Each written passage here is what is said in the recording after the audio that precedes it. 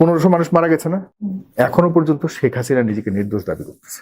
যে আওয়ামী লীগ আসলে কি ফিরে আসতে চাচ্ছে, কিভাবে ঠিক ফিরে আসতে চাচ্ছে, ওনারা শুধরাতে চাচ্ছেন কিনা? এই স্বাধীনতাটা আমরা অর্জন করতে চেয়েছিলাম 24-এ, বা এটাকে এনজয় করার একটা সুযোগ হয়েছে। সেই 24-এর পর আসলে আমরা সেই স্বাধীনতা অর্জন করতে পেরেছি বলে আমি মনে করছি না। আমি আওয়ামী লীগের শত্রু না, কিন্তু তৎকালীন ভূমিকার জন্য আওয়ামী লীগের চরম বন্ধু যারা ছিল, পরম বন্ধু যারা ছিল, আওয়ামী লীগ যারা বাই হার্ট আওয়ামী লীগ করতো, ডাই হার্ট আওয়ামী লীগ করতো, তারাও কিন্তু আওয়ামী লীগকে ঘৃণা করেছে তৎকালীন সময়টাকে। শেখ হাসিনার ওই ভূমিকার জন্য, ওইসব ভূমিকার জন্য, ওই আন্দোলনের মধ্যে নির্বিচারে গুলি করে হত্যা করবার জন্য সবাই তার বিরুদ্ধে দাঁড়িয়েছিল।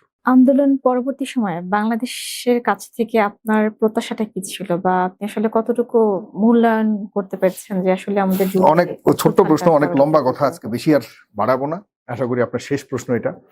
বাংলাদেশের তৎকালীন সময়ে মানে আমাদের যে 54 বছরের স্বাধীন বাংলাদেশের আমরা যা কিছু পাইনি 1971 সালে মহান যুদ্ধের মাধ্যমে আমরা যে বাংলাদেশ পেয়েছি সেটি একটি ভূখণ্ড পেয়েছি। কিন্তু তৎকালীন সময়ে ভূখণ্ডের পাশাপাশি কেন আমরা ভূখণ্ডটি চেয়েছিলাম স্বাধীন, এর কিছু পরাধীনতার গল্প ছিল। স্বাধীনতা শুধু ভূখণ্ডের তো স্বাধীনতা না, মানুষের সবকিছু মিলিয়ে স্বাধীনতার হিসাব করতে হবে। আমরা ধরেন ভূখণ্ড তো ওই যে সবচেয়ে বড় জেলখানা কোথায়, গাজীপুর না কি নাম এটার, কাশিমপুর জেল, রাইট? এটাও তো একটা ভূখণ্ড। এখানে তো চতুর্দিকে মানুষ, চতুর্দিকে একটা ওয়ালের মাধ্যমে ভিতরে আছে। ওরা কি স্বাধীন? ওরা স্বাধীন না, ওরা সম্পূর্ণ পরাধীন। আমরা একটা ভূখণ্ড নিয়েছি ঠিকই, আমরা তো এই দেশের বাইরে যেতে পারি, ইন্ডিয়া যেতে পারি না, বা অন্য কোথাও যেতে পারি, যে একটা ঘেরা দেশ, রাইট? আমরা ভূখণ্ড পেয়েছি, কিন্তু এই ভূখণ্ডটার মধ্যে আমরা কতটুকু স্বাধীন আছি, সেই স্বাধীনতাটা আমরা কখনো অর্জন করতে পারিনি 1971 সালের পরে। এই স্বাধীনতাটা আমরা অর্জন করতে চেয়েছিলাম 24-এ, বা এটাকে এনজয় করার একটা সুযোগ হয়েছে। সেই 24-এর পর আসলে আমরা সেই স্বাধীনতা অর্জন করতে পেরেছি বলে আমি মনে করছি না। আমাদের আরো অন্যান্য অনেক অ্যাসপেক্ট আছে, সেগুলি নিয়ে আমি এখন আর বিস্তারিত লম্বা করতে চাই না। এতটুকুই বলবো, আমাদের সে আগের দুঃখ রয়ে গেছে, কারণ আমরা শুধুমাত্র ক্ষমতা কেন্দ্রিক পরিবর্তন হয়েছে, আমাদের মানবিক আর মানুষের অধিকার কেন্দ্রিক পরিবর্তন কোনো কিছুই হয়নি। এই আমার মূল্যায়ন। আপনার কাছে আরেকটা বিষয় আসলে খুব জানতে ইচ্ছা করছে যে আপনার টক শোতে আমরা আওয়ামী লীগের সময়টাতে বা বিভিন্ন সময়ে আমরা আওয়ামী লীগের অনেক অভ্যুত্থানের আগে আওয়ামী লীগের এমপি মন্ত্রী আমাদেরকে দেখতাম টক শোতে। এখন কি তারা আসতে চাচ্ছে না, নাকি আপনি পাল্টে খেয়েছেন যে তাদেরকে আমি আনবো না? না, তাদেরকে আর শুনুন, যারা খুনের দায়ে অভিযুক্ত, আমি তো একজন মানুষ, আমি যখন দেখবো আমার চোখের সামনে অপরাধকে সংঘটিত করেছে, এটার জন্য আমার এটার জন্য আমাকে কাউকে জিজ্ঞাসা করতে হবে, থার্ড পার্টিকে জিজ্ঞাসা করতে হবে, করার প্রয়োজন না যে উনি কি খুন করছে কিনা। আমার চোখের সামনে যারা খুনি, তা আমি তো একজন খুনিকে দেখে শুনে তো আমি কখনোই তাকে জিজ্ঞাসা করার প্রয়োজন নেই যে আপনি খুন করেছেন। এটা আমার আরেকটা হবে, ভণ্ডামি হবে। আমি তো ওই ভণ্ডামি করতে পারবো না।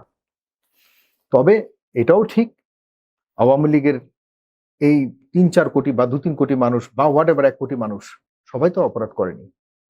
তাদের ব্যাপারে একটা না একটা সিদ্ধান্ত হয়তো আসবে, কিন্তু তারা কিভাবে বাংলাদেশের রাজনীতি করবে বা তাদের রাজনৈতিক এখন আওয়ামী লীগের কেন প্রত্যেকটা গ্রামাঞ্চলে আওয়ামী লীগ আছে না, সবাই আমরা পাশাপাশি বসবাস করতেছি সবাই, কিন্তু রাজনৈতিক পরিমণ্ডলে তাদের ভূমিকাটা সামনে কি হবে, কারণ তাদের তো এখন সাংগঠনিকভাবে নিষিদ্ধ। তাদের ব্যাপারে সরকার কি করতে চাচ্ছে, অন্য রাজনৈতিক দলগুলি বসে একটা সিদ্ধান্ত নেওয়া দরকার। আইদার তাদেরকে একবারে বলে দিন তারা রাজনীতি করতে পারবে না, আদারওয়াইজ বলুন তারা কিভাবে চলবে, একটা সিদ্ধান্ত নিতে হবে। সেই আলোকে আমিও যাব। আমি তো আমার সিদ্ধান্ত আর তারা চলতেছে না, রাইট? কিন্তু সরকারের একটা নিষেধাজ্ঞা আছে তাদের সাংগঠনিক কার্যক্রমের উপরে। আমি এখন তাদের সাংগঠনিক নাম দিয়ে আমার টকশোতে তাদেরকে আনতে পারি না, এখানে আমার কিছু দায়বদ্ধতা তো রয়েছে। তবু আমি যদি কেউ ভালো এই আপনার সেই হত্যাকাণ্ডগুলোর সাথে জড়িত ছিল না এমন কোনো ব্যক্তি যদি থাকে, তারা যদি বিভিন্ন ইস্যু নিয়ে কথা বলতে আসে, অনেকেই রিকোয়েস্ট করেছে বিভিন্ন করে একদম খুব হাইয়েস্ট লেভেল থেকেও করেছে, যারা সাবেক মন্ত্রী এমপি যারা ছিল, কিন্তু তারা তো বিভিন্ন অপরাধের দায়ী। দেশের বাইরে যারা আছে তারা সবাই অপরাধী, আর দেশের ভিতরে যারা রয়েছে তারা অবশ্যই নিরপরাধ, অনেকাংশে নিরপরাধ। অন্ততপক্ষে তারা দেশ ছেড়ে যায়নি নিজের কাছে নিরপরাধ, যে না আমি তো এমন কোনো অন্যায় করিনি, আমার চলে যেতে হবে। দেশের বাইরে যারা গেছে এরা ম্যাক্সিমাম নিজের চেতনা থেকে, অনুভবের জায়গা থেকে তারা দেশ ছেড়ে গেছে, কারণ জানে তারা অপরাধ করেছে। তা আমি এক্সকিউজ মি, কিভাবে তাদেরকে আমি ইয়ে করবো? এটা মনে রাখবেন, 1500 মানুষ মারা গেছে না? এখনো পর্যন্ত শেখ হাসিনা নিজেকে নির্দোষ দাবি করতেছে। এখনো পর্যন্ত শেখ হাসিনা নিজেকে নির্দোষ বলে দাবি করছে। সুতরাং আপনি অন্যদের অবস্থা কি হবে আপনি চিন্তা করুন। আচ্ছা, জুলাই পরবর্তী সময়ে যে নেতারা মানে আওয়ামী লীগের যে বিভিন্ন দণ্ডপ্রাপ্ত নেতা আছেন বা বিভিন্ন নেতারা পালিয়েছেন, ওনারা যোগাযোগ করেছেন কিনা, বা আপনার কি মনে হয় যে আওয়ামী লীগ আসলে কি ফিরে আসতে চাচ্ছে, কিভাবে ঠিক ফিরে আসতে চাচ্ছে, বা ওনারা শুধরাতে চাচ্ছেন কিনা? কারোর সাথে কি কথা হয়েছে যে না এখনো আমরা পর্যন্ত শুধরে যাব, এখনো আমরা ভালো শুনুন, হয়ে আসতে চাচ্ছি, শুনুন, এমন কিছু হয়েছে আওয়ামী কিনা? লীগের সাথে কারো কোনো জমি সম্পত্তির লড়াই না। এমন না যে ওই জমি বাপের সম্পত্তি ভাগ ইয়ে পেয়েছে, তারা তাদেরকে আমরা সহ্য করতে পারবো না, বা তারা কেন আসবে, এরকম ব্যাপারটা না। তারা রাজনৈতিকভাবে মহা অন্যায় করেছে।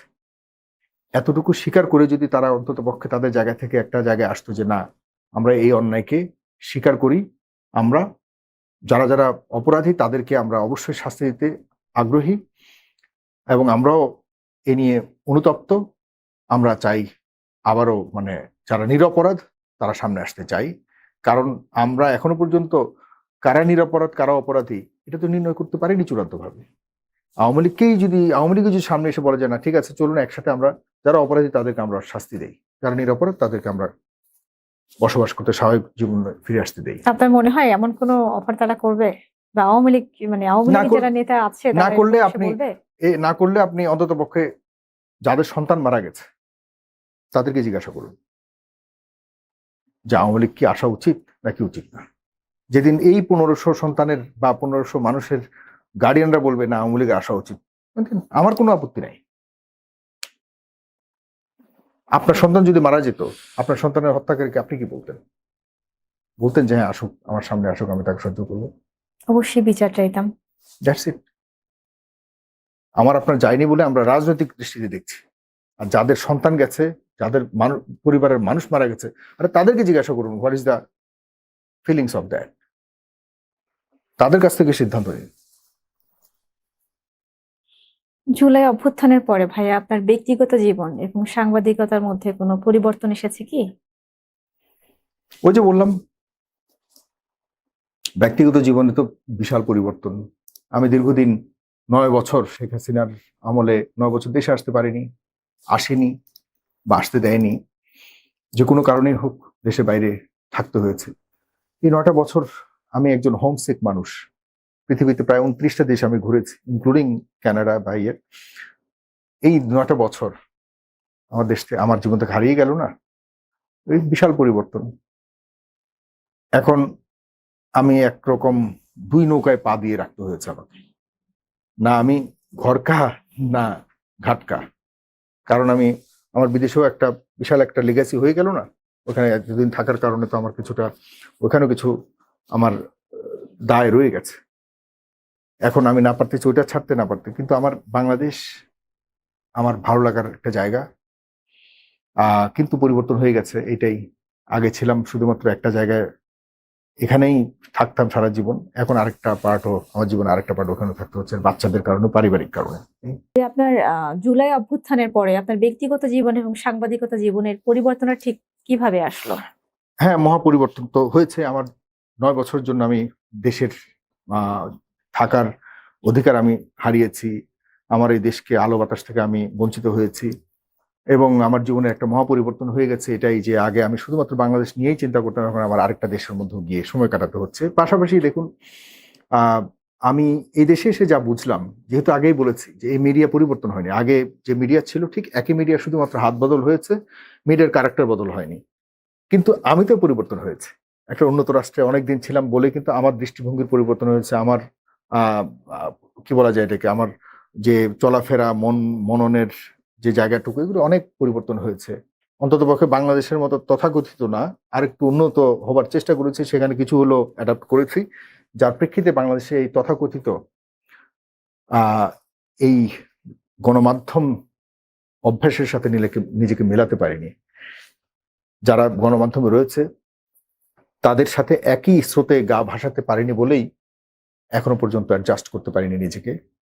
চেষ্টা করে যাচ্ছি, জানি না কতটুকু পারবো, তবে নিজেকে পরিবর্তন করতে পারবো না আমি, কারণ আমি যে সাগর ছিলাম, যেভাবে ছিলাম ঠিক একইভাবেই আছি, এখনো আছি। হয়তো স্থানের পরিবর্তন হয়েছে, আমার মননের পরিবর্তন ওইভাবে হয়নি যে নিজেকে একদম পরিবর্তন করে ফেলবো, ওইরকম হয়নি। আগেও ছিলাম যে কোনো ধরনের নির্যাতিতদের পাশে, বঞ্চিতদের পাশে, নিপীড়িতদের পাশে, এখনো ঠিক একইভাবে থাকবার ইচ্ছা নিয়ে নিজেকে পরিচালিত করছি। এই হলো আমার পরিবর্তন। দর্শক, প্রশ্ন থাকবে, প্রশ্ন চলবে। সেই পর্যন্ত সবাই ভালো থাকবেন, সুস্থ থাকবেন। আল্লাহ হাফেজ। ধন্যবাদ আপনাকে।